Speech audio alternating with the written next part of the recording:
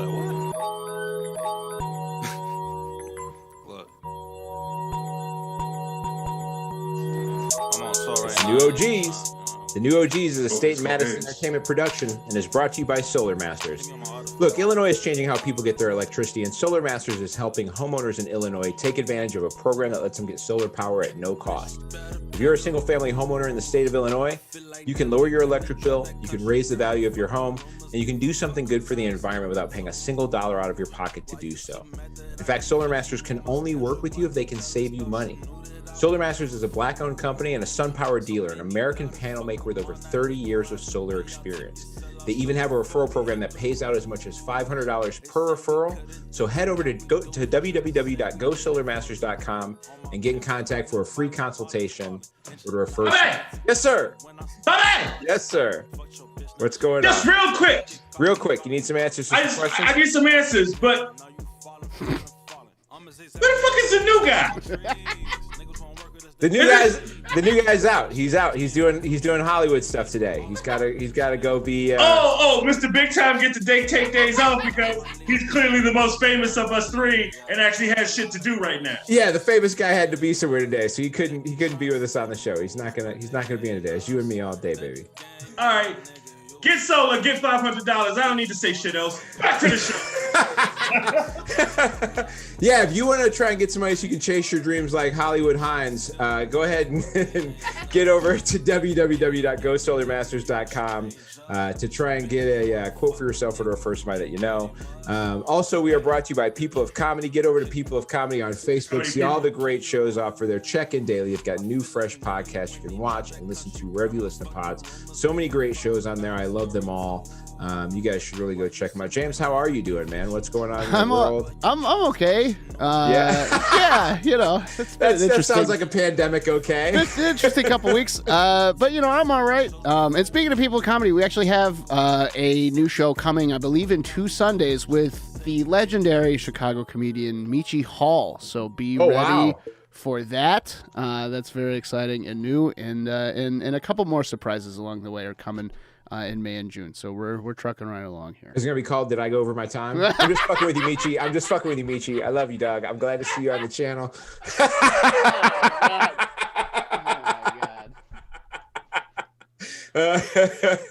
Jesus Christ. No, Michi's great.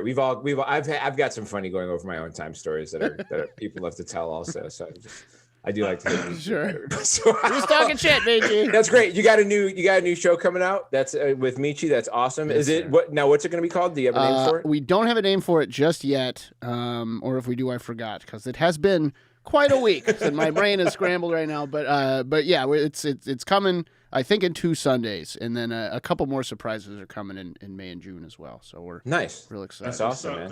I love the surprises. You got some good ones, man. You got Dave Hellum on the channel now. Yes, sir. Dave Hellum has a special out that is amazing.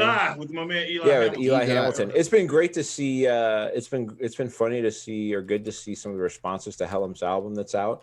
Somebody else who's done some shows on your channel, Natasha Pearl Hansen. She's got a special out now. That just came out.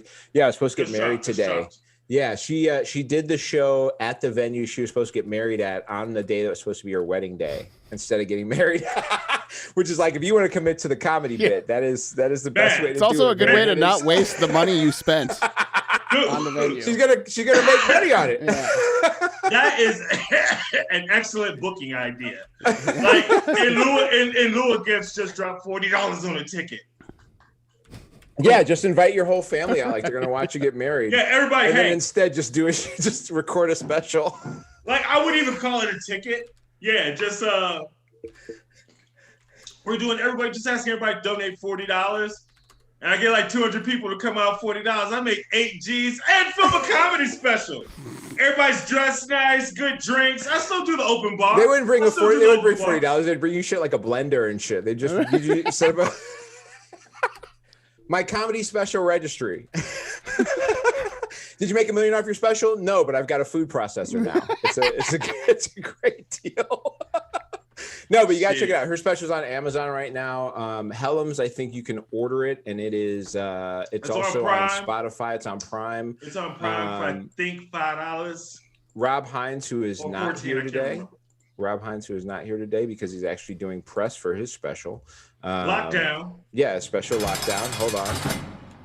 Nice. There it goes. His special is out. And so there's a lot of good shit out of Chicago right now. So what's going on with you, man? How's your week been? My week has been awesome, man. I told you I had a little bit of a legal issue. Well, yeah, I went to court yesterday. And here's a funny thing. We were talking about having lawyer money. Not only that, lawyer money, whatever, but I also happen to be friends with one of the partners at the law firm.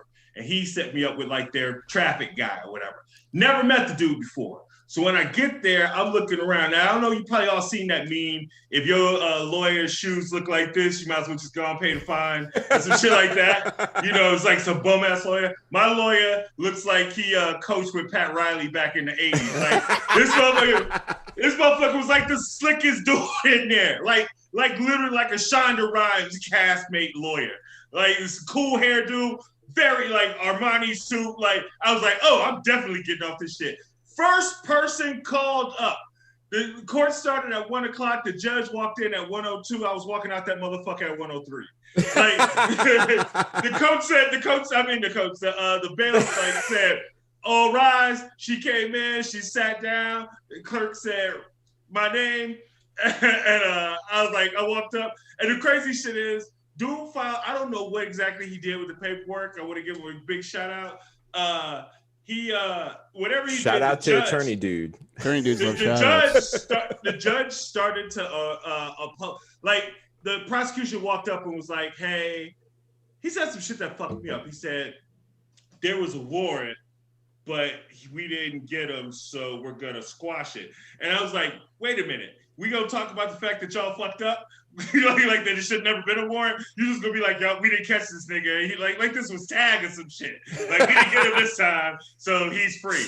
But like they squashed the warrant and they dropped all the charges without mentioning that they fucked up at all. Right. They love doing that. Yeah. And the judge was but my lawyer had all the shit listed, all the different things that they did that they messed up. And so the judge was about to like, hey, wait a minute, why are you dropping all the charges? And she lifted one sheet of paper, her eyes went, oh. She's like, okay, case dismissed. And I was out the door. Dude, I love when shit like that happens because, you know, when we're going to talk about that and some of the stuff we talk about today, I think it is underrated or just not discussed enough.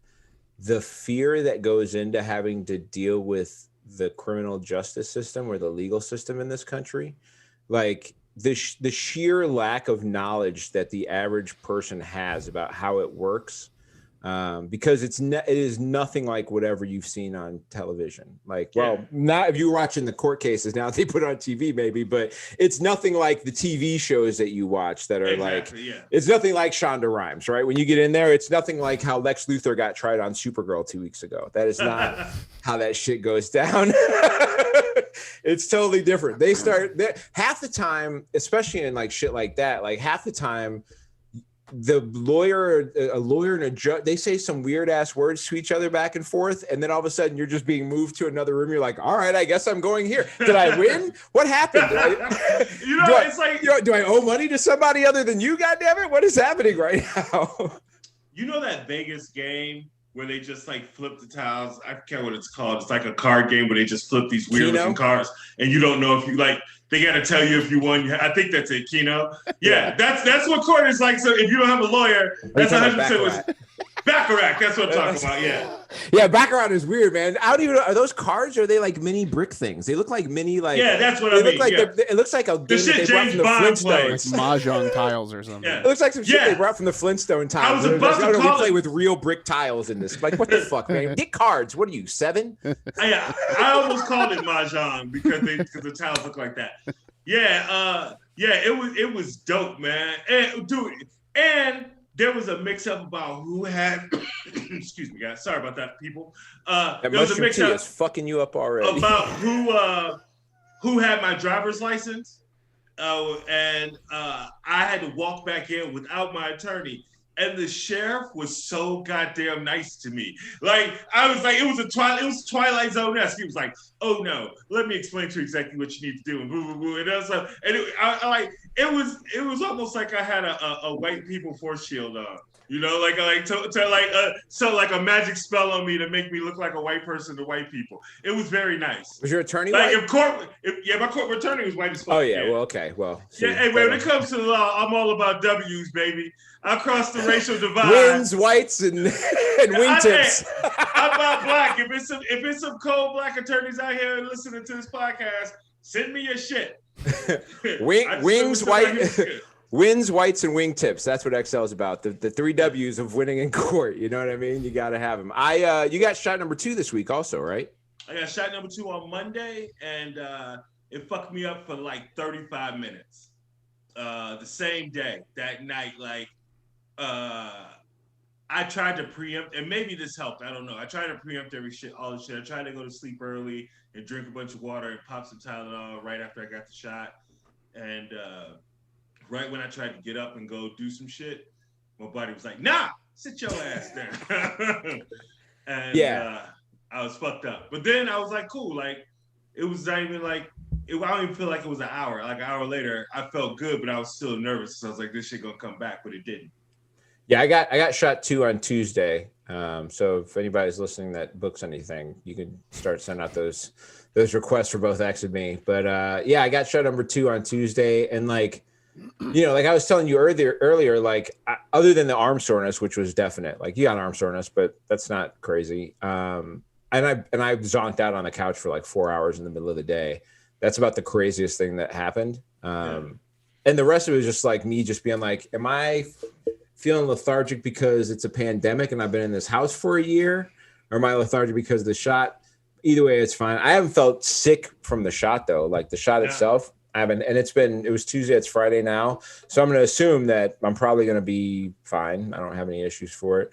Other than feeling a lot more confident than I felt a few weeks ago when I had to go to the store, you know, like, right? I'll fucking breathe on you, nigga. I don't give a fuck right now. What? All over you. I don't care. I'll get into a real live argument in public now. For the last year, I've been super polite and shit, just like, my bad, raising my eyebrows at motherfuckers. I'm gonna curse somebody out. Now I'm one of the people that you'll see on the video pull his mask down to argue with somebody and then back up. Dude, I had a new LED light installed in my kitchen today. Yeah. And I sat by the window, but I sat in the crib, watched motherfuckers do it in my kitchen. I sat by the window with the window open, no mask. Very bold as fuck, like what? I dare you, bitch. I'm vaxxed, my nigga. Yeah, I'm about to have him come fix all the shit we need fixed in the apartment now that the year's over. I'm like, all right, well, you can come fix this fan in the bathroom and fix up this light in the kitchen and shit. Yeah, I'm gonna fix all that shit now. So yeah, that's a big win for us. We got another big win early on in the week, as they came back with the results from the Chauvin trial. Came quick, man. The results from that, they deliberated for like 10 hours or something. Was that what it was? Yeah. Which when I heard that they come back with a verdict already, I was like, oh, homie's fucked. There's no way. Yeah. You don't come back with innocent after 10 hours. That's not. Not with black people on the jury. That's exactly what I said. I said, there's 4 black people in that jury. There's no way on earth there's 4 black people who are willing to go home to their families that would be innocent within, you know, that shorter period of time. Yeah, if they're out for like a week or 2 and they come back and they're like, we got it, we can't. Like that, I would disagree, but I'd be like, all right, well, at least, you know, I can understand how 4 black people might take a little while to be cajoled to fucking be wrong. Hey, I know my comedy brain. If this is distasteful to anybody watching, my comedy brain works like Don't this. apologize. I'm not apologizing. You let me finish. I said my comedy brain works like that. Fuck you. So I'm just letting you know off the bat. Like when you tweet me about this shit, suck my dick. I like this attitude. There was so much comedy. There was so much comedy in the fucking when they said the verdict. That Chauvin looked so fucking shocked. Like I feel like that Simon and Garfunkel song kicked in. Hello, darkness, my old friend. Like this nigga's just like darting back and forth. Like the fuck did they say guilty? These motherfuckers say like he was looking for his friend that was supposed to save him or something. Like I'm serious. His friend white privilege. She was hoping that. Yes. Like where's white privilege? Like white privilege is a superhero that was supposed to come through and like white privilege. Here I am. Like Stormfront was going to show up and get his ass out of there. You know what I mean? Yeah, they got it. We got his ass finally. We got one. It's after so many losses, there is a relief, right? There's like there's a want to feel joy for some version of accountability that's happened, and like as a human being, I fuck a Derek Chauvin, but it also sucks that there's a human being that thought that sitting on somebody's neck for 9 minutes was a great idea also, right? Yeah. Like I feel bad that that's a man that exists and that he can't be a different kind of man. And that hopefully like something he learns in prison will get him to at some point be like, yeah, I fucked up real bad. I would like that's my most like kindest hope, right? Is like, I would like to see him learn something in prison. He will probably get beat up a lot. If he's anywhere around a general population, it's not great. I mean, I obviously I live with somebody who works in a prison. Cops who end up going to jail do not usually get a lot of time with the regular population if they can help it. Cops who go to jail for doing something like sexual assault or something to minors for sure do not end up with the general population. They don't even give up those dudes, huh? No, because you got to remember that the prison is a state guardian for these human beings. Okay, yeah. And so they're not supposed to be there to just feed you to the other people who are ready to fuck you up, right? They're not. The job of the prison is not to serve you up to the rest of the inmates to dice you up in prison. That is that is not. Prison is even though it doesn't, because they don't put in the right things to really help a lot of the times. The goal is to actually rehabilitate people, so that they can be returned. And, I'll be honest, all these people that bitch about, the fact that they've been letting people out of prison left and right and shit like that. I'll be honest, there's more killers on the streets right now who have gotten out of prison after doing time than there are killers in prison, mathematically. That's just how prison sentences work. They all ain't in jail forever, dog. Some of the people come back out. So they took him straight to jail. He didn't get to pass go. He didn't get to go home. They were just like straight to jail with your ass. They'll have 60 days to try and appeal it. The only appeal they could have, I could think, is just the appeal of the idea that they were about to burn all the shit up had they not given that verdict, which I think is a bullshit ass excuse. Yeah, I don't think it has any grounds whatsoever, because that has been the case already. So why would this case be different? Why would this case bear more than any other case that got a verdict that went the wrong way? I don't think the jurors were sitting there thinking about that at all, to be honest with you. I don't know why would the jurors give a fuck about what they I mean, they got shit to do with the jury. I mean, I can see somebody's argument saying even though we couldn't see the jury, you eventually find out who the jurors were because it's public record. I can see somebody saying a juror that voted not guilty or even for a hung jury would probably receive death threats and shit like that. I can see somebody arguing that, but that's the case all the time. Any major JonBenet Ramsey jury probably receed death threats. You know what I mean? Like you can't let that be a thing to dictate shit. One of the things I brought up though is like the day before when they closed the case out and they're like, all right, now these cities are preparing for what might happen if they say he's not guilty. They're securing all the fucking important buildings and they're making sure everything is protected. But like the one thing they weren't addressing is like, what do you think white supremacy is going to do now that he's found guilty? You don't think white supremacists wouldn't send death threats to these black jurors who found him guilty? Like, why is it only the rebuttal of what happens when you let white people off that you're afraid of, right? The thing that's crazy is, and you see where priorities for shit is, if if the black people were upset about this shit, the worst thing that's gonna happen is Nike's gonna lose a bunch of shoes.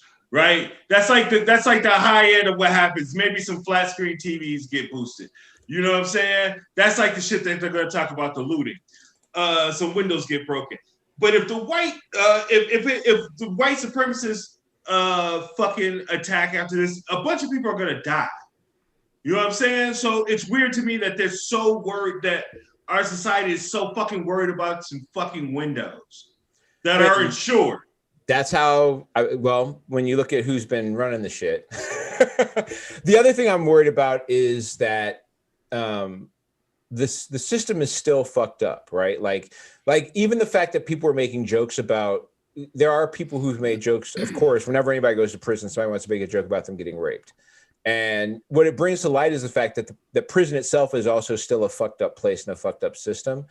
And there are a lot of people in the police forces who are doing their damnedest to make it look like this was one bad cop and the system works, as opposed to the idea of the whole system is bad. We just happen to catch this one. Because the police have murdered around 1,000 people a year for the last 20 years in this country, almost 3 a day. And I think there have been 44 convictions on police shootings in 20 years. I think 15,000 murders and 44 convictions or something like that. And barely more than that charged. That's a broken system, number wise. You can't tell me. I mean, we killed 1,011 people in 2020 during a pandemic, right? They killed. There were only 18 days where cops didn't kill somebody. 18 days out of 300. You can't tell me that all 347 other days they were in the right. I think there needs to be a special, especially for cops who are trained. There needs to be a special, specific law federally that goes across the board that says if you shoot a person in the back, that is whatever the highest murder charge could be. Like it should be harder than murder one because you're a trained professional. And if there's anything that you should know as a trained professional, shooting somebody in the fucking back is just no, you don't do it. He can't be a threat. He has his back to you. And that shit happens. Like people don't even talk about, I believe the young lady in Ohio was shot in the back. There's a brother that just got shot in the back in North Carolina. Yeah, thank you, North Carolina. That's what I thought was what I wasn't sure. Brother just got shot in the back in North Carolina. Last summer, yeah, they won't release brother that. in the car got shot in the back. Yeah, the brother last summer in Atlanta got shot in Kenosha. Kenosha. Yeah. Into the car. Yeah. Like, the cat in Atlanta who got in the struggle with the cop and was running away when he shot him. Yeah. Oh yeah. At the restaurant or whatever. Yeah. At the fast food joint. Because he might have been a DUI, but a DUI gets you shot when you weren't even driving. Well, that's the whole thing is like we have this whole like we talk about this like justice system and law and order, and everybody deserves their day in court. But like if you're going to shoot somebody from distance who doesn't have a gun, or you're going to shoot somebody who's running from you, or you're going to shoot somebody because you show up on a situation you just don't know what's what, like that is not the criminal justice system at work. The only way I can see a cop being justified in shooting someone in the back is if they were like the woman in Ohio we were talking about. There was a knife involved. The cop may not have known what was going on because of whatever. I disagree with that. That shooting should have been the first thing, but I do respect the idea that there was a knife involved and he thought that this woman was attacking another woman. However, I don't understand why lethal force has to be the first fucking option every damn time. I do think it's weird that we've spent all this time, like technology has done so much in so many other ways, and it's still like baton, taser, shoot to death. That's the best we got. We don't have any other way to incapacitate people at this point than like a shifty, because the tasers are super iffy even in how they work and what they do. Like it's super, you know what I mean? Like I feel like if he had like a pellet gun or something that wasn't as lethal and it hit that chick with the knife with that instead, that may have at least slowed down the aggressive side. You know, like those sandbag things they be popping people with. If he popped with one of those things that they take to the riots and they hit people, you know, they show them things and the kids hold them up on the pictures and shit. And it's a big rubber pellet like this. And they're like, oh yeah, look at my leg. And it looks like they got punched by a rhinoceros. Like, shoot her with that. Like, where the fuck is that thing? Where the fuck is that when you're trying? Like, how do you have those for, like, why aren't those the regular use? I'd much rather have been like, yeah, this chick who was defending herself lost an eye, as opposed to this chick defending herself got killed by a cop. Like, and wouldn't the cop want that also? If you were a cop, wouldn't you be like, hey man, can I just hit the bitch with a pellet? Can I hit her with some? I gotta shoot her to death? We don't have nothing between. We got stick and I got gun to death. I don't have. There's no type of. There's no substance I can shoot this lady in between. And to those of you listening, excuse me. Sorry guys that I keep coughing. For those of you listening that would rebut, it's a split-second decision. Even the more reason to use non-lethal force. It was a split-second decision. You don't know what the fuck you're doing. So by saying it was a split-second decision, you know already you don't know what you're doing. Using non-lethal force would would basically disable the assailant and allow you to decide, oh shit, I need my gun. Wait, this is worse than I thought. I do need my gun. Bill Burr has a great bit about that where he talks about keeping a BB gun in his house because he's like, I don't need to kill somebody. He goes, if you get hit with a BB gun, you'll think twice about some shit. Son of a bitch. You have to get the fuck out of this house. You know what I mean? Like it's not going well for you. In regards to Floyd, he could serve as much as 75 years. The biggest charge is the second-degree murder. I think that's got a 40 max to it. Chauvin. Yeah, Chauvin, I'm sorry. Chauvin could serve 75 years in jail total, but that's not going to happen. The biggest charge is the second-degree charge, which I think is 40 years. But also, this is a guy who, despite having previous complaints and previously killed people on the job, doesn't have an actual record. And so that'll probably not, none of those other incidents he's been in will probably come into play when they're sentencing him. They did sentence that black cop up there to 12 and a half years for shooting that white chick a couple years ago. So I would guess somewhere between 10 and 20 years for Chauvin if I was to put some. I apologize to everyone because what I'm about to say I should have looked up because I knew this was a thing that was going to come up. But I believe I heard something in the trial. They said they were adding aggravated or some type of they added something to the charges. Like you get charged with, you get second-degree murder, but if it's second-degree aggravated murder, it like heightens the amount of the sentence or like the amount of punishment that you should get, or I think it lifts the mandatory minimum of them. Yeah, there's a potential for some civil rights charges against him. They could add those on later. They could have to defend himself against. There are also 3 other cops who are involved in that shooting. So there's 3 other cops that we still have to deal with. Thao, J. Alexander Kung, and Thomas Lane. They each have 2 charges that they have to deal with. One is a maximum sentence of 40, which will probably, I think the sentencing guidelines for them would reduce to like 15 or something like that. You got another one that's like 10. So they could be. The only dude that even has a chance of possibly not getting a super harsh sentence is the Asian dude who had his back to it because he could argue that he didn't realize that he was doing it the whole time or something. Yeah. I mean, that's the first thing that pops in my head is like, I'm not trying to defend this motherfucker. I'm saying that would be a reasonable argument to say like, I was watching the crowd. That wasn't my responsibility. I wasn't even over there. I'll be honest, now that it's over, like looking at what happened and trying to argue against the guilt of this man seems like the most especially when you watch all these videos of other people being arrested who are going ape shit nuts on cops and cops are just not killing them in any way, shape, or form. Finding all kind of ways not to white. Finding all kind of ways not to kill him. You know, I've also seen video where a cop is going off on a black dude and another cop comes and pushes him off. And it's like, well, where the fuck was that guy during this thing too, right? Like this is, again, it goes back to the systemic problem. The responses also start coming out, of course, after this was over. A lot of people, yelling justice. A lot of people yelling this is accountability. It's the start of justice.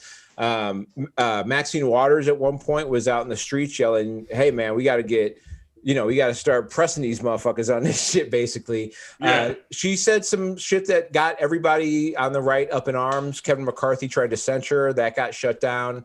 Then her girl Pelosi came out and said some whack-ass shit. I didn't see what you heard she said? Yeah. She said George Floyd sacrificed himself. She made some whack-ass comment about George Floyd making a sacrifice. So I know I'm a Pelosi defender, blah, blah, blah. Here's the only reason why I'm throwing this Thank you for sacrificing your life for justice, is what she said. Yeah. So she's a devout Catholic, right? Yeah. And Catholics fully believe Jesus sacrificed his life. However, if you hear the story from Jesus's perspective, that's probably that's not so much a sacrifice as he got his ass beaten and killed. Yeah. Jesus got murdered in the moment. Maybe later on in the story, when he talked to his dad. Oh, that's what that was? Well, it sucked. That's why Jesus came back and didn't stay. He was like, I'm just here to show you motherfuckers I was legit. I'm not trying to help you no more. You're on your own. That's like right now. Like when I look at the story of Jesus now, when he says, I'm coming back, I feel like that was like, you have a bad breakup and the person isn't getting it. You're like, well, let's just take a break for a little bit and see what happens. Like, you try to make it seem. He's like, yeah, sure, I'm coming back. Yeah. For more of this. I want more of this. I still have a wound. I came back to life, but I still have an open fucking wound. Yeah. The other thing that caught some heat was the Raiders official Twitter account posted, "I can breathe," which was, I'm sure, meant.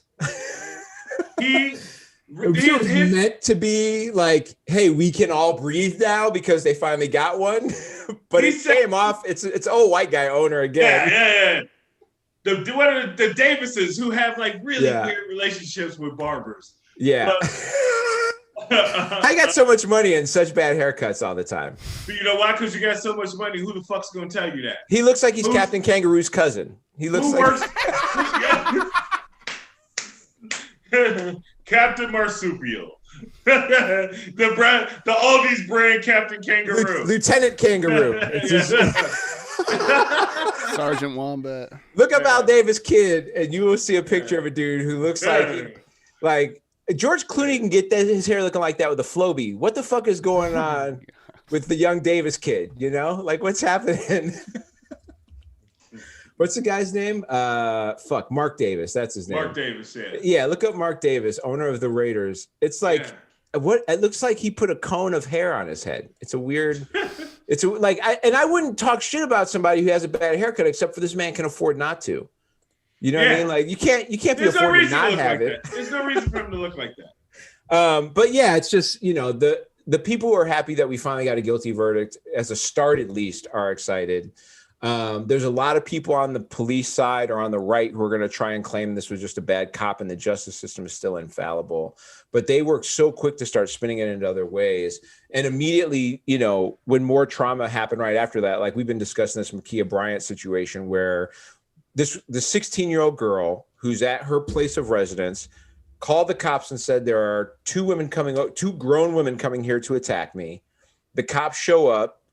Ma'Khia is in the midst of a fight with both of them, in which she pushes one to the ground and turns to the other with a knife on her own property still. Cop shows up, bang, bang, bang, bang. Ma'Khia is dead. I have been Ma'Khia Bryant before. I have been the person where someone goes, I'm going to come beat your ass. And then they get to me. And then at some point, I am the one beating their ass. Right? I have been that person where someone goes, I'm going to fuck you up. And I go, oh, yeah? And I'm fucking them up.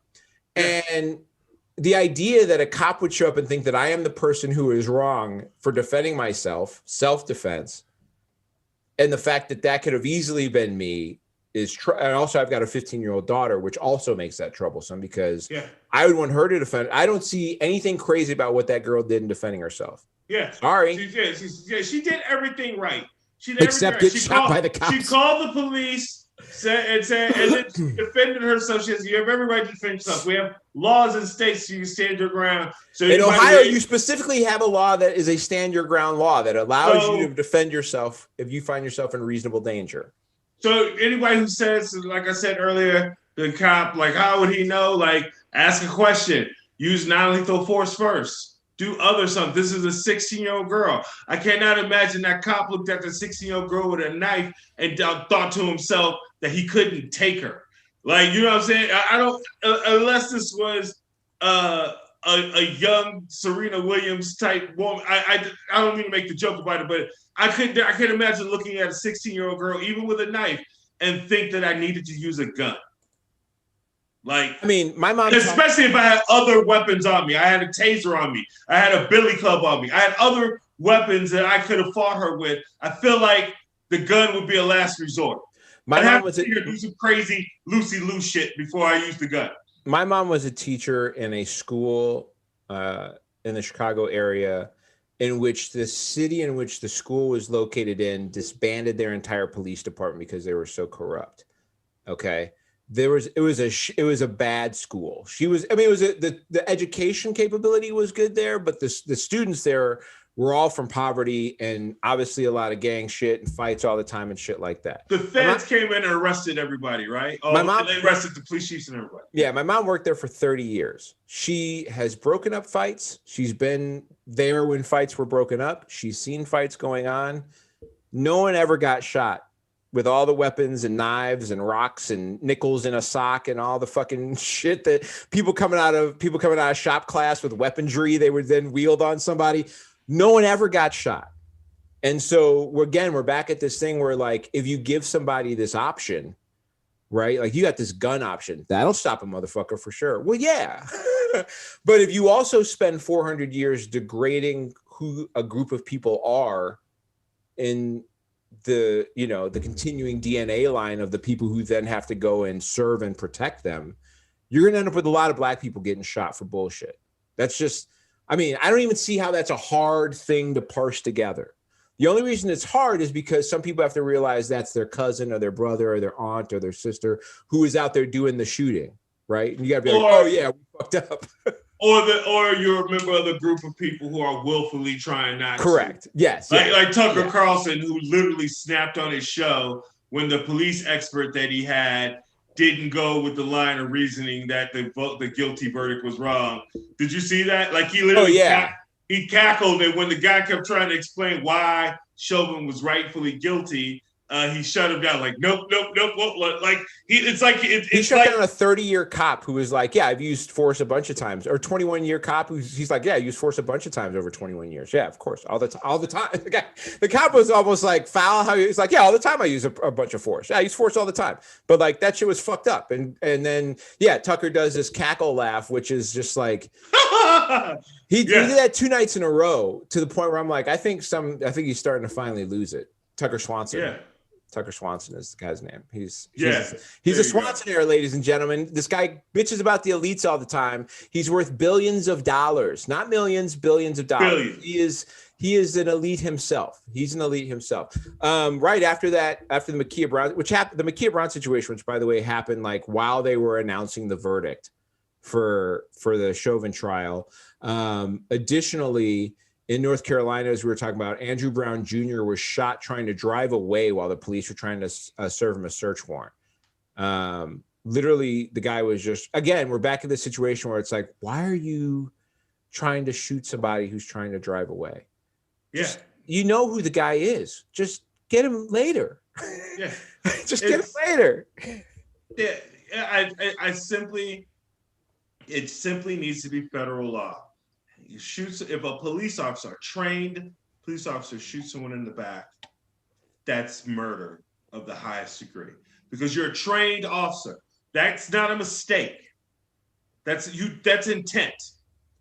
If you were in the military, if you were in the US military and you shot an enemy combatant in the back, you'd be court-martialed. Yeah. You'd be court-martialed. It's Absolutely. Against the rules of engagement. Absolutely. So for cops to constantly do this and come away with some kind of they thought they were threatened, then you shouldn't be a cop. Yeah. You're not. That's not more training. That's the lady who shot the woman who shot the brother in Dante Brooklyn Wright. Center. Yeah, Dante Wright tried to imply. She tried to quit Like, so that's the best thing for the community or whatever. She tried to, look, hey, tell you what, I shot one black dude, 26 years. I think that's good. I'm out. I quit. Like, now, bitch, you going to jail. No, you getting the whole jail thing happening, lady. Yeah. It's not, but that, to me, that's just the extent of white privilege, though, to just be like, oh, I killed somebody. Well, I guess I'll step down. You know what I mean? Like, my bad. You're right. Hey, I can read the room. I can read the room. I'm just I mean, take my pension. Fortunately, I think what we're seeing here is an evolution of I think the more that we see this, the more you'll see this evolution of thought. And let me be clear about it. Like, it will almost never be a clear cut and dry situation when you're dealing with the police. Almost never. It's very difficult. And the reason why is because there is no training for civilians on how to deal with you can tell somebody be calm or whatever. Once the police start trying to arrest you and they got you hanging out of a car and your arms are suspended, like, there are natural fears that happen when your body's in a position where you feel like if they let me go, I could get hurt. You know what I mean? Like, that's where resistance comes from, is because if you're going to carry me somewhere or try and put me in a position where I feel like I'm unstable, the body naturally tries to stabilize itself. That's just the thing, right? So but I think what we're going to see is the more you see of this, the harder it's going to be to keep on with this. Body cams are still fairly new in the overall end of this. You're just going to have to see a change. The difficulty is you still have these people who are pushing back. James Whitlock, who is a longtime sports announcer or a longtime sports writer, and has been on a bunch of shows, Step and Fetch It, black dude. LeBron James, after the Ma'Khia Bryant situation happened, posted a picture of the officer who shot her with a caption that said, "You're next." And he deleted it shortly after. It was on for like an hour. He took it down. Then he posted a tweet that said, "I'm so damn tired of seeing black people killed by police. I took the tweet down because it's being used to create more hate. This isn't about one officer. It's about the entire system. And they always use our words to create more racism. I'm so desperate for more accountability." That's what he said in response, which to me, when someone puts out a tweet that they feel is a mistake, to address what they feel is a mistake and give some more background to it, I will deal with that. Even somebody who says this shitty racist thing, if you take that down, you go, you know what? I said something. I realized it was racist. That was dumb of me. I don't want to be that person. I'm not. Hey, I'll give you a break. I can give you a break for that. And this is something that the right never does. And Jason Whitlock took to Twitter and said, LeBron James, like other athletes, is using racial division as a distraction as elites reshape America to be more like communist China. Elites prefer communism. Millionaire elites are protected by communism. They're the talented 10th W.E.B. Du Bois promoted. You're being played. First of all, Jason, fuck you for bringing on W.E.B. Du Bois to this discussion. How dare you? How dare you bring W.B. Du Bois into this? But also, what a fucking foolish idea. Booker T. Washington, punk ass motherfucker. Elites prefer communism? Yeah, where? Okay, so I never knew this about Whitlock. I mean, I should have. I didn't engage. I've never engaged with him in politics. I have engaged with him on Twitter. I've never engaged with him in politics. It was always stupid sports takes. And he'd have racist political takes on sports shit, but not in this space. I didn't know that he was that far right. Though I should have by his dumbass takes on other shit. That dude is a self-hating piece of shit. Yeah. He hates himself. Because I was looking, I was like, does this motherfucker have anything good in his life? And I looked up whether or not he was married. And I don't make marriage or having somebody, a significant other, as any kind of determination. But I just wanted to see what his wife looked like. See, hey, maybe, what's going on. And it was an article about his determination that him being single, he refuses to get married because he doesn't want to interfere with his career. And that's his personal choice. And this was from this year. This is an article from this year. He's 56. Right. Hey, I'm gonna tell you something. His career is, but he has as far as media or whatever, he's more successful at this shit than I am. There's more people watching him than I am. So it's a bit for me to shit on his career, but there's a lot of people way better than you, doing way better than you that all have wives, nigga. So way better than you.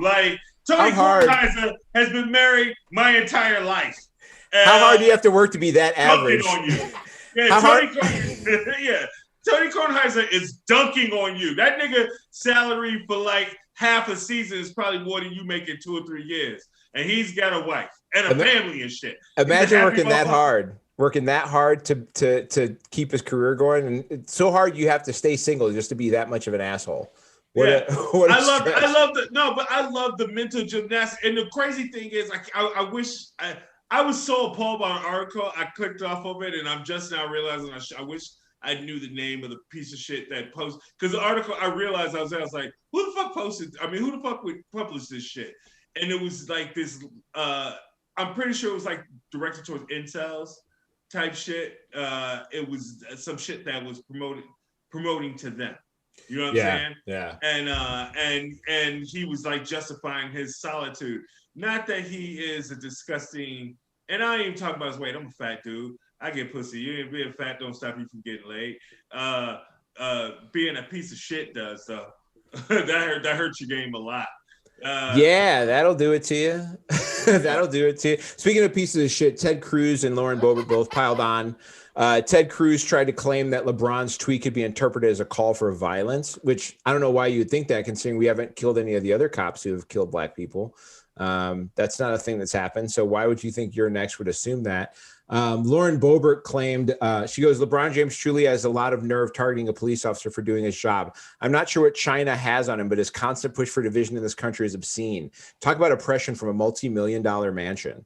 Like all LeBron does is stay in his mansion. Like this isn't a guy. This isn't a Swanson kid. This isn't Tucker Swanson. This is. And motherfuckers act like, I don't understand how racists keep saying this dumb shit. Like motherfuckers act like just because you have money that you're completely separated from all of this shit. First of all, most of these people, like LeBron James, did not come from money. So he experienced all the shit that you're talking about firsthand in his life.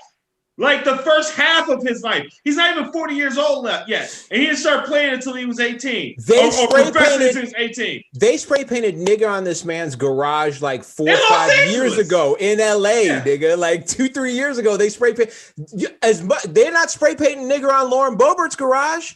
They not, Kevin McHale, not once did anybody spray paint nigga on Kevin McHale's garage.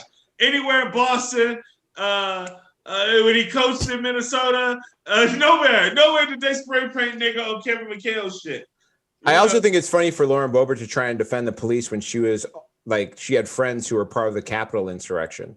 Like you literally had people attacking the police like 3 months ago, bitch. You don't give a fuck about police way less than LeBron does. No. Let me update you, man. In their fucked up world, that was Antifa, right? Oh yeah, they were hugging the cops, and they respect police. And those dudes that got stumped on, that was just a misunderstanding. Those were hugs. Those were hugs with their feet, with the bottom of their feet. That's how they hugging it. It is. It's just, it was one thing.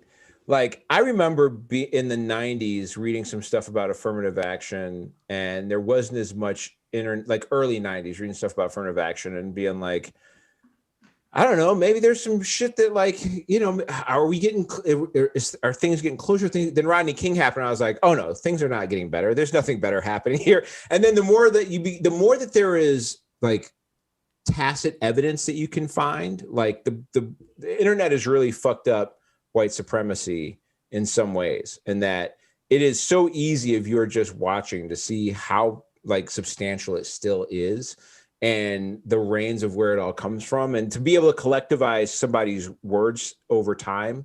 The idea that all these people are on Twitter talking constantly makes it real easy to see the hypocrisy that's in them, which has helped out a lot. So, I mean, the only thing I can hope is that over time that should become more obvious. But again, like you said, when you have a group of people that also like, when you have people that want to believe that they are better or are not willing to take any accountability, like they're just going to find ways to delusion themselves over and over again. One of the ways they won't is in the job that Joe Biden's getting done. We are almost 100 days in. We're a couple of days short. He has got 200 million shots in arms in his first 100 days, which, people will go, well, it's just because the vaccine is ready. But he also put in the Special Use Act that Trump was refusing to do. Like the Emergency Use Act was a thing that Trump was super hesitant on jumping into, and Biden enacted that shit right away. I got my second shot from a military dude. He had the We the People. He was an armed service guy. He had a We the People fucking tattoo on his arm. He's probably a 3%er working there out of fucking total hate and disgust. But he was nice when I got my shot, and he gave it to me. And I feel like I'm not going to die, so I'm going to assume it's all good. I did some privileged shit. I got my shot in the middle of nowhere where it was only white people. So if there was a where they could switch the shit out for black people, they wouldn't have one of those out there. Smart, yeah. I got mine. They only got the good shit out there. I got mine in downtown of a major city, so who knows? They could have fucked us all. You know what I mean? Like, the fix may be in. One of the other things Biden is looking to do is something that's I think should. I mean, for me, it shows how different the stock market is from people's actually well-being. But Biden's going to look to float this big-time historic tax increase on investment gains for the rich. He made this announcement, and the market literally tanked like ass yesterday, which I think is, when he goes, hey, we're going to raise taxes on the rich, and that'll help us be able to pay for like universal childcare and pre-kindergarten and paid leave for workers. And then the market goes, oh, fuck that. It's like, oh, well, maybe the stock market is not a good it's not a good like marker of how good we're doing as a country. It's just a marker of how good the millionaires and the billionaires are doing as a country. So I think I maybe have told the story before, but just real quick, I had a teacher when I was in college that said he had a bunch of corporations. He had a bunch of small corporations, kind of like what Trump did, and none of them made money. And I made some kind of comment about, why do you have to become businesses don't make money? Because he said if one of them made money, I'd have to close it because they purposely were losing money, so you'd have to pay taxes.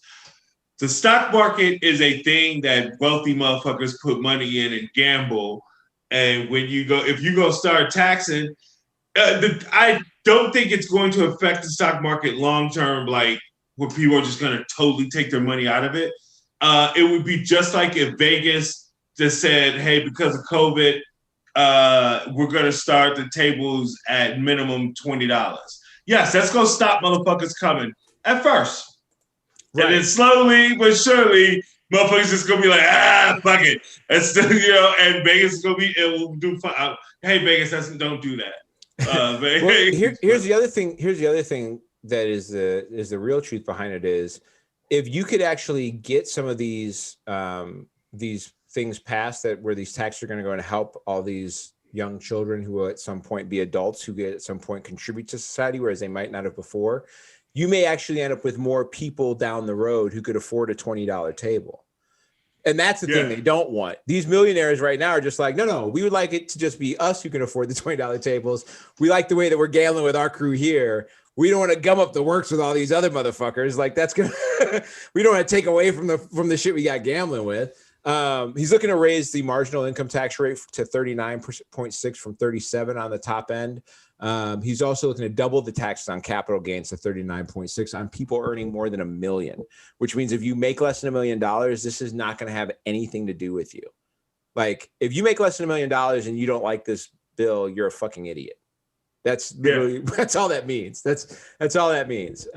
It's just a dumb thing to be against unless you're a millionaire, which means the only people that should oppose it should be millionaires and all the Republicans in the fucking Congress. And that's the only people who are going to fight it. The Supreme Court has rejected restrictions on life without parole for juveniles. They want people who are young that go to jail to be stuck there forever, which is, not a big surprise since 70% of those are people of color. It's like that shit will get struck down as soon as there is something that occurs that a bunch of white kids start getting long ass sentences. I don't know I can't imagine what could occur that would cause that. But I've read like the previous books from America, and that seems like a theme that keeps happening. Every time they make one of these laws, at some point, it affects white people in a negative way, and they have to change it. So that's what's going to happen. Yeah, at some point, there's going to be some 12-year-old white kid who kills somebody, and they're going to be like, oh, we got to send him to jail forever? But he was from a good family. And he's such a good boy. Right. He's just got mental health issues. We just have to get him the mental health that he needs, and he shouldn't have to do that in a prison forever. That's and that's actually the thing that makes I've seen a lot of. It's been weird. I still go on. I still have a dating site account or two, and I go on there every once in a while. Some you can put like your political affiliations, and I'll sometimes see women that put apolitical on there, and I'm just like, how could you? I mean, I get not wanting to talk about it all the time. I understand that if you're just somebody who goes, I don't like talking about it, but obviously I have my stances and my beliefs. But to be apolitical means that you don't have an interest in politics at all. And I just go, don't you want to have body autonomy? Is that a thing you care about? Like control over your own, at the very least, that's a political issue, right? But like the thing that I do recognize is like, you can't win for losing sometimes. Like we got one guilty verdict, but along the way, we're going to end the chance that juveniles can get out on parole ever. Florida and Oklahoma passed an anti-protesting law. I think Iowa has done the same thing. That you can hit somebody with your car at a protest. Right. You can, and you're granted immunity in 2 states right now. Like what sick idiot thought that like what scenario could you imagine that was a good idea to make okay for people to do? Yeah, that's the thing is like when people go, well, what else was the cop going to do when he showed up? That's the same mindset that gets you to go, well, why can't you just run over a kid with your car if he's protesting, right? Like if you're going to pass this law, that it makes, those are the types of things that you pass that create situations in which someone doesn't see that there could be any other solution to what happens when a cop shows up on a scene. They changed the definition of a riot to just only need 3 people. A riot can only be, so 3 people acting in a way that you think constitutes a riot and processing something you disagree with, you have the right to hit them with your car. Come on, man. Are you fucking kidding me? I mean, imagine walking out of a sporting event with the big posters. Bobby. Going down the street with a couple of your buddies. Bobby. And I can see the front. There's like 3 black guys with posters must be protesting. And you run them over and it's like, go Gators on the other side, And just... Remember, I don't know if you remember this, but last summer, there were 3 girls with Black Lives Matter things. And I drove by and I felt, I had to honk the horn. So I was like, I'm the only black guy they're going to see for miles. I gotta support the shit. I don't support the shit. They're going to fucking loot, don't know that. Anyway, like some white dude could run those bitches down. Like under this Florida law, he can literally, there's 3 little white girls doing Black Lives Matter. Some deranged MAGA head could hit them with his car. And of course, in Florida and Oklahoma, the odds of it being, those are terrible places for those laws. Of course, those are the places where those laws are passed, but they're terrible because that is exactly the place where somebody want to run somebody over, right? Like Oklahoma, I think, has a huge percentage of people that refuse to even take the vaccine. So 2 black guys in a gator. Which I thought was a Mexican sneaking over the border, and they're like, "This is Florida. What border?" Alligators look like communists. That's my only problem with them. They look like communists. That's why. I get so tired of people wanting universal health care communism. It's such a I'll be honest, my views are left, but they're not the real left. The real left would advocate seizing property for the state. I'm not advocating that. I think I have no problem with us reducing the wealth of billionaires and changing the structure of a lot of social programs and all that stuff. But I'm not even as far left as we could be. And I'm pretty left for this country, right? I'm not even quite there. I don't understand. I lived briefly in Europe, and I've traveled the Caribbean and stuff. I've seen other countries. I have friends from other countries. We use freedom and our idea of freedom and shit like that. It's bullshit. Everybody has freedom. Everybody has freedom. The shit that these people argue about or argue maybe the Uyghurs in China. Yeah, they have the Chinese, China and Russia are the boogeyman that they should focus on. I don't I can see China as a. I don't think China is inherently bad. Does China make some decisions that we would disagree with? Yeah, but they have 1 billion people. When you have 1 billion people, they have to make different choices. I don't even know. I'll be honest. I don't even know enough about China and how their whole thing runs to even tell you whether I know. I mean, I think if they're taking a group of Muslims and putting them in concentration camps, essentially, I think that's terrible. That's horrible. Other than that, I don't know what to tell you about how China operates, because China seems like 30,000 different places to me. They got cities nobody lives in. They got rice fields people be working in. They got big ass bright light cities that people live in. Like, I don't even know what the fuck's going on in China. I'm not trying to make any claims. When COVID began, those motherfuckers built full-on hospitals.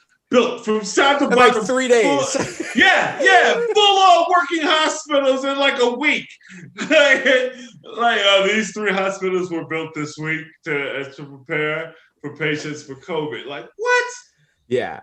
That's, on the flip side, and the same thing with Russia. Like, I don't really know everything about how Russia's supposed to work either. I know they're being run by a gangster for sure, but he's on some great. They did pull troops back from the Ukraine border, which is great, I guess. I don't know. I think that's good. I figured that was just a flex to see if what Joe was going to do. Yeah. Tyrants, I don't. That's a bad word, but that was a great TV show though. But Tyrants have I always talk about patterns shit. They do the same shit. They flex. They did this big puff out chest. Maybe they make a speech where they say Verano and they say the West. They don't actually say America or some shit like that. They say some other shit that is sound, or even if they name America, it's some real vague shit that they're angry about that America is doing to interfere with their way of life and how they won't tolerate it. And they do that shit to get attention from America, and we do something in response, and the shit goes away. I mean, North Korea did that shit for years. Let's be real. Russia is a big place, but like their economy is not awesome. Their economy is largely oil based. They don't have a lot of economy based off of anything else. They could tumble a lot easier than China could. China's got a much bigger economy. I know that much. And they've got a much more consistent put together system. Like, you're not going to overthrow China or like flip China or necessarily defeat China. They do have 1 billion people. They are not going to lose really quickly in a war. They got a lot of weapons. The thing that sets Russia apart is they have nuclear bombs. They have nukes, and they got a guy running it who's like, I will fucking nuke you if I really feel like it. That's the main difference is between them and but other than that, like, Russia's army isn't going to necessarily blow the U.S. away. They don't have enough people, nor do they have the money to keep up a campaign. So it's really just the fact that if it came down to it, we all know that that homeboy Putin would just be like, I'll press this button and not really worry about what's going on outside the rest of it. Maybe we'll escape. I mean, we flew a helicopter on Mars the other day. I guess that's a big deal. Those elites that love those millionaire elites that love communism are probably going to try and leave us and go live on Mars once they figure it out. Well, we done fucked up this place. Let's get out of here. You know what I mean? They also created air on Mars. Did you see? But you had 10 minutes worth of air, right? Yeah, they figured out a way to create 10 minutes worth of air, which I don't know exactly how that works, but they managed. That's a movie already. That's a script already. Let's work on it.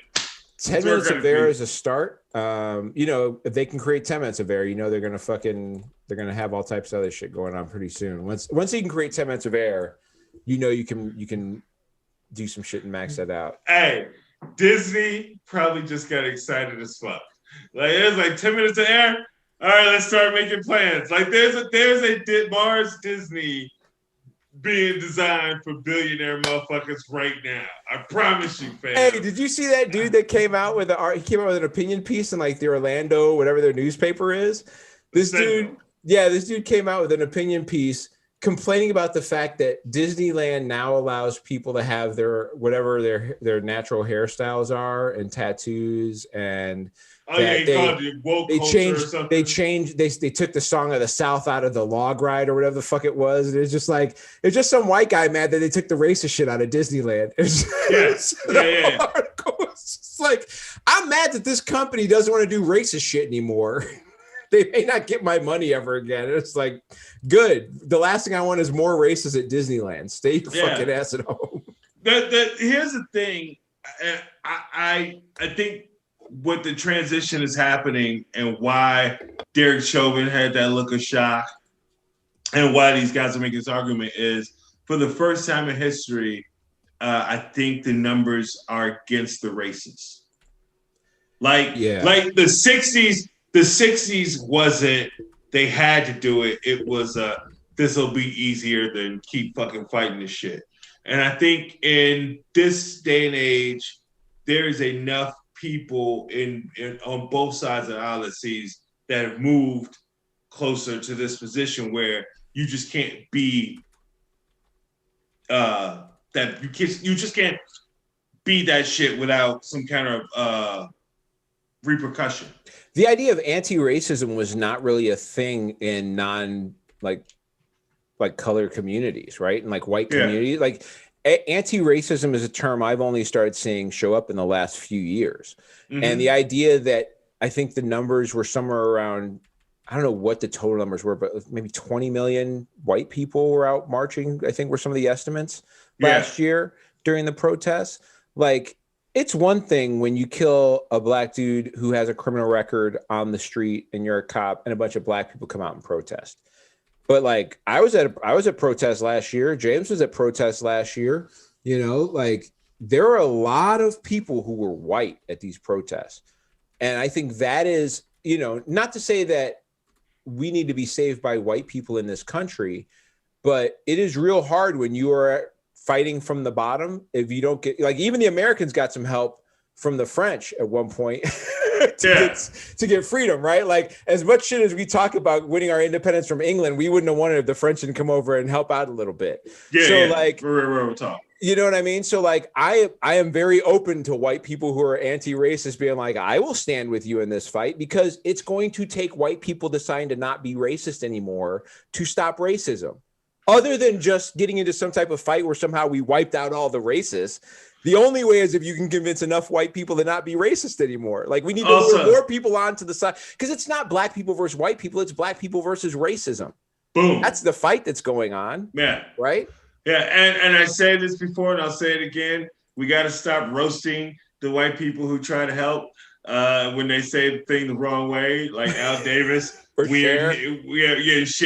Like, we got to stop roasting these motherfuckers when they're trying. Like, they mean well. We can't. Yeah, don't turn them off before they get started. They're just getting started with the shit. They do. Like, I tried to help these niggas, and I don't need this shit. I'm fucking Cher, bitch. I said I could do more than you, motherfucker. Like, if she just snapped on the shit. Hey. So, crazy side note, Cher was on Chappelle. Colbert. That'd be great. Yeah. Oh, I want to see Cher and Chappelle now. That's what I want. How good are those mushrooms? You seeing Cher on Chappelle? Allegedly. Cher was on Colbert. She was on Colbert. Dude, she flat out Sonny Bono pedo. She said she lied to him. She was 16, and told him that she told her that she was turning 18, and but she was really just turning 17, and she lied to him.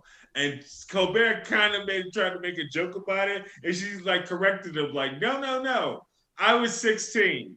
He had no idea, and it was me. I lied to him. Woo, woo. In the middle of telling a story about how she's a background singer on like 2 or 3 classic rock songs that Phil Spector did, because she was in the studio with Phil Spector and Sonny Bono, as Sonny Bono's girlfriend / and she also had told a story about how her mom wanted Sonny Bono in jail, and she had to tell Sonny that Sonny was a good guy, man. Don't arrest him. Yeah, and Colbert's just lying about her age. Yeah, Colbert, like, if they could have had popcorn, somebody on Colbert's production staff, please have popcorn ready the next time Cher comes on, because that motherfucker just like, the look on his face is just like, well, I'm just gonna let I'm gonna let you keep talking about this shit. You handle this one. Yeah, this is great TV for me. Right? Yeah, because like, what the fuck do you say? Like, we gonna talk about that Sonny Bono? I mean, I knew that Cher was young when they were together, but I thought it was young. Like, I mean, we can have a discussion about whether or not if she was 19 or 20 versus whether or not she was 16 or 18, if there was a huge difference in whatever what the law says and why they're legal. But still, there's a line that society has decided, and that line is 18.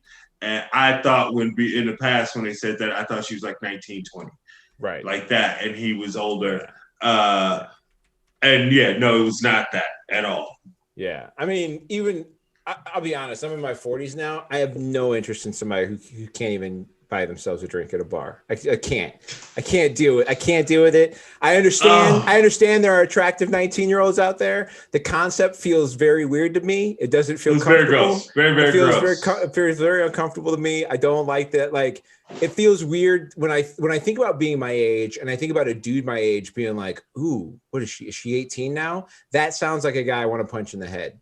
I don't know why that is, but I immediately am just like, I think you should, like, there's so many years between like 21 and your age, sir, that you could find so many women in between those two age ranges that there's literally no reason to find somebody who you have to still buy alcohol for. That seems like a weird idea, you know? And that, like, not that I'm out there hunting for somebody that you have to do anything legal for.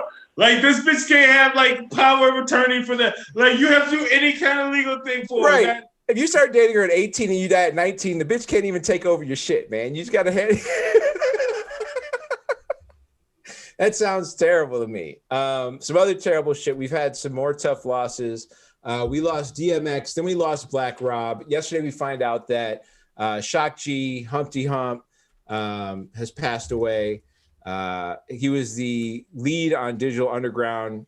Greg Jacobs was his actual name, but yeah. he was I shot. never knew that. Greg Jacobs. Yeah. Greg Jacobs was his name. He was Shock G for Digital Underground. There's a guy named Keith Murphy who used to write for Vibe or Double XL. He did an interview with him in like 2010, and he posted most of it on Twitter yesterday, telling the story about how Digital Underground got big, how they worked with George Clinton. James Brown was like the sample catalog guy for a long time in hip hop. And then Digital Underground came along and they really brought George Clinton and the P-Funk sound into a lot of hip hop. Dre heard shit like Humpty Dance and Same Song, and that became like Dre added heavier bass. The Humpty Dance was a huge heavy bass song. It was a big winning song because of the bass song. It was getting played in New York because the bass worked in cars, right? And yeah. Dre took that and just rode that to even darker depths on the gangster rap side. But you know, without Digital Underground, I mean, you'd probably still get Tupac from somewhere, but he was a roadie for them. He was not on the dance crew. Do not let me try and tell you he was on the dance crew. Shock G said himself that they were like, Tupac was a serious MC. We were not going to ask him to dance for us.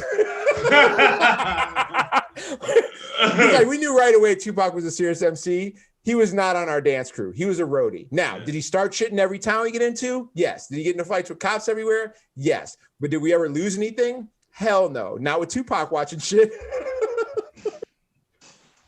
He said there's a lot of good stories on there.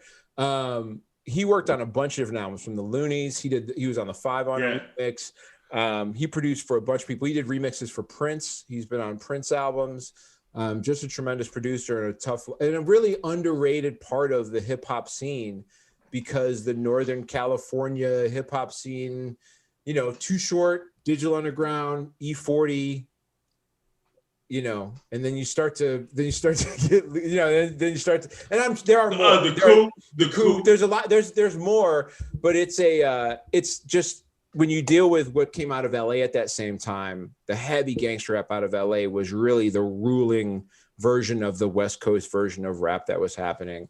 But they made a huge mark for years in the early 90s. So many hits out of them. Far Side might have been. Far Side. We also lost a basketball player, Terence Clark, who was a freshman at Kentucky. Just sound like a real good. About to go pro. Watched a whole video with him yesterday. Sound like a super, super nice kid. Got into a car accident in Los Angeles, I think, after a workout. passed away yesterday. So they, I mean, who knows? You know what I mean? It's better than a cop. I mean, if you're gonna try and put some type of remix on it, and some other different types of losses. Kobe's estate and Simone Biles are both leaving Nike. Kobe has been with Nike, I think, since 2003. I think that's when he started. Yeah, he was with Adidas first, and then he went to Nike. Yeah. Right. So he's been with Nike for 18 years. His estate is moving on. Simone Biles is moving to Athleta from Nike. She actually put out a statement saying that Nike seems, she wanted to go with a company that was not so concerned about her accomplishments, but about who she was, which I think is, without saying something about Nike, says something about Nike. And I do remember some of my favorite pairs of Jordans were the Jordans that had all his accomplishments on the bottom of the shoe. That was one of my favorite. Yeah. So, them being I remember that. Yeah. Yeah, them being an accomplishment-based type of company seems real to me. Another thing that has already passed away, there is a super league that was going to be started for soccer over in Europe. 12 of the richest teams, I think, in some of the European leagues were coming together to start the super league, and it got a huge pushback and has already decided to disband after a couple of. It was like up for like 4 days. It came. Yeah. You're a big soccer fan. Yeah, relegation is the coolest shit in soccer. It's the best thing in soccer. They call it democracy. I guess it's sort of democracy because, even to give an American comparison, the Pittsburgh Pirates have a chance to win the World Series. However, do they really? Right. Do they really yes, they could develop a team through farm system. Miami, I guess they do, because Miami has done it. The Marlins have done it with no fucking budget. They've done it 4 times, I think. At least 3. They got two. There's only 2? Okay, 2. Yeah. So, wow. Sorry, Miami. I'm giving you guys more than you did. I guess it can be done. And so in soccer, especially the Premier League, the Premiership, there's really one of the poor teams in the league just won, I think, through 2 or 3 years ago. Is that Leicester? Was that the? Yeah, Leicester. I was about to call it Lancaster, and I knew it wasn't right to say it. Thank you for pronouncing it closer to. You know how I be fucking up words. I was literally about to call it Lancaster, and my brain was like, "It's like because it's spelled weird. It's spelled like Leisceister or something. It's like but my brain was like, "Hey man, that ain't even the shrooms. You just can't. You don't say that word, dog. You just can't. Yeah, you just can't say that word. Don't blame us for that shit, nigga. That's all on you. So I just didn't say it. But thank you. Yeah. They just won the league. It was during COVID because they had to stop because of COVID. So yeah, it was just last summer they won. So it could be done. So Super League would have taken that away from the highest league, and they were like, "Fuck no, we won't no part of it." Yeah, I think it's good that they stepped up and stopped what was essentially a money move from happening, so they could keep it as fair as possible. Here's the thing: there's nothing wrong with it except for put relegation in. If they could figure out a relegation that was that's bullshit. That a rich team would have little or no chance. I like it. I like relegation because if relegation existed in the NFL and the NBA and in baseball, and teams would lose the media contracts that they get from being on ESPN and all that shit being on real TV, and they'd have to just rely on like local TV money for a season until they were good enough to get back into the real Major League Baseball or NBA. Yeah. The leagues would be way better. You wouldn't have a team like the Pirates that just didn't give a fuck. Well, I think it would create situations where, say you had, let's talk baseball for a minute. Say you got, 30 minor league teams that are also competing in different cities. You may have a situation where you get hot with a team that's in Altoona or whatever, and they come through and they take Pittsburgh's spot. And now, the cool thing about it is watching a team that was in a relegated league fight their way into the actual league, and over the course of a few years build themselves up to being. It's one thing to be at the bottom, but you ain't going nowhere at the bottom. So at some point there's nowhere to go but up, right? You got to turn around. But seeing somebody break through and then find their way to being a regular player there is interesting to me. I like it.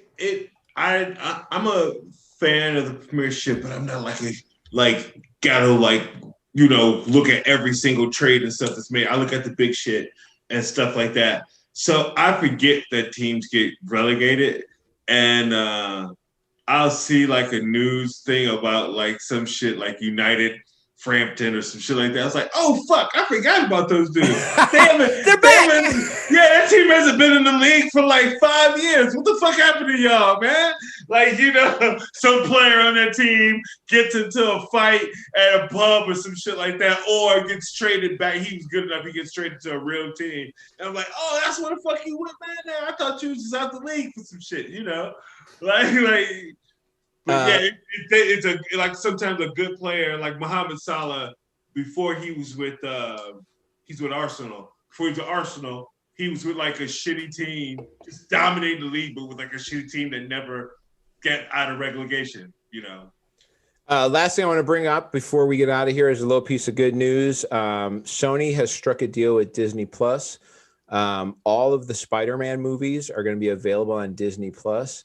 If you want to know about the power of Kevin Feige and how much money he must be making for Sony, that is a straight power move, because I don't see any other reason why Sony would need to do that other than to lay it on to him and just bow down to a king. Speaking of which, there's a new episode of Falcon and Winter Soldier out that is out today. I have not seen it out now. I have not seen it up to this point. It will be what I'm watching once this is over, and then we got Loki in like a month and a half or something. Yeah, I was about to say this is the final. This is the finale. Last episode. Thing. So I'm super excited. I don't do spoilers. I think that's a dickbag move to do right away. But if you ain't seen that shit by say Monday, you're out. You're out. Yeah, it's gonna be some commentary. Right. It was a fun episode, man. Where can people find you? What do you got going on? Anything happening? What you doing? I will be at G-Man Tavern on. Look at this. Yeah, next week. A show run by Paul Farber, and it's I can't think of the name of the show, but it's next Thursday. Nice. It's gonna be a fun show. It's a good lineup. I know Kill Gallen's on the show, and a couple other really, really good. I think Sarah Perrin might be on the show. Oh wow. Yeah, good lineup. Like baller lineup. That's a baller lineup. I feel like I feel like the out of place person because I haven't been performing as much. Where can people find you online to keep up with those details? Nice. I'm actually getting back into doing somebody's podcast here in a couple weeks. I'll be on Paul Farbar's Singles Only. I'm going to do that podcast in a couple weeks, and I'll be out. And then I'm chasing down some booking shit now, so I can get that rolling. You can find me at Mocha_Jesus on Twitter and Instagram.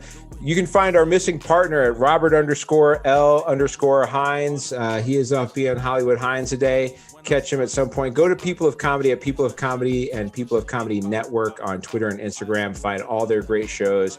It's been a great week. We'll be back here next Friday with another one. That's it from here. That's out. That's what's up. The Lockdown Tour starts Sunday. All about getting shut in D. Ballin' mozzarella, palmas on cheese. Say you ballin', but not in my league. Say you ballin', but not in my league. Yeah, whole lot of niggas changed since we came. All right, later, bros. I'm high as shit.